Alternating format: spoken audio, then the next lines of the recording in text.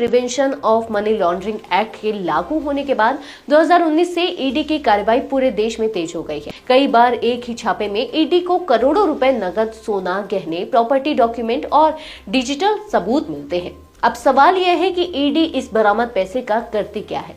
जैसे ही ईडी किसी कार्रवाई में नकद या अन्य संपत्ति जब्त करती है, सबसे पहले इसे सुरक्षित स्थान पर भेजा जाता है। नगद रकम को या तो सीधे रिजर्व बैंक ऑफ इंडिया यानी कि आरबीआई या स्टेट बैंक ऑफ इंडिया यानी कि एसबीआई में सरकार के विशेष खाते में जमा करा दिया जाता है।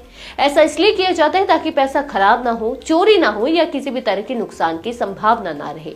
रही बात ईडी के पास कितने दिन तक पैसा रहता है, तो कानून के अनुसार ईडी किसी भी जब्त संपत्ति या नकदी को अधिकतम 180 दिन तक ही अपने पास रख सकती है। इस दौरान केस चलता रहता है और कोर्ट यह सुनती है कि पैसा किस स्रोत से आया, क्या वाकई यह अवैध है और क्या आरोप सही है। अब दो स्थितियां होती हैं। पहली, अगर ईडी अदालत में साबित कर देती है कि रकम अवैध है तो यह राशि सरकार के पास चली जाती है। मामला केंद्र का हो तो केंद्र सरकार को और मामला राज्य का हो तो राज्य सरकार के खजाने में जमा होता है। दूसरा, अगर आरोप साबित नहीं होते यानी कोर्ट को पता चलता है कि पैसा वैध है, तब ईडी वही पैसे संबंधित व्यक्ति को वापस कर देती है।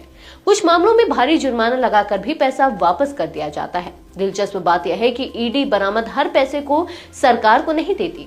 कई केस ऐसे भी होते हैं जहां कोर्ट के फैसले के बाद ही यह तय होता है कि रकम राज्य को जाएगी, केंद्र को जाएगी या मूल मालिक को वापस दी जाएगी।